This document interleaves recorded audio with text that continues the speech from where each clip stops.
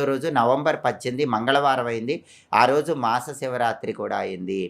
మామూలుగానే మాస శివరాత్రి చాలా శక్తివంతమైన రోజు. అందులోనూ కార్తీక మాసంలో వచ్చే మాస శివరాత్రి ఇంకా శక్తివంతమైంది కాబట్టి నవంబర్ 18 మంగళవారం సాయంకాలం 5 గంటల 15 నిమిషాల నుంచి 5 గంటల 45 నిమిషాల మధ్యలో మీకు వీలైనన్ని ప్రదక్షిణలు శివాలయంలో చేయండి.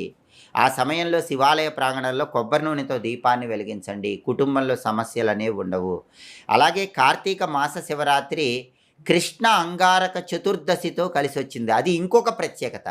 ఈ సంవత్సరం కార్తీక మాసంలో 28వ రోజు మాస శివరాత్రి అవ్వటంతో పాటుగా ఆ రోజుకున్న ఇంకొక ప్రత్యేకత కృష్ణ అంగారక చతుర్దశి. అంటే ఏంటంటే ఏ నెలలోనైనా బహుళపక్షంలో మంగళవారం చతుర్దశి తిథితో కలిసి వస్తే దాన్ని కృష్ణ అంగారక చతుర్దశి అంటారు.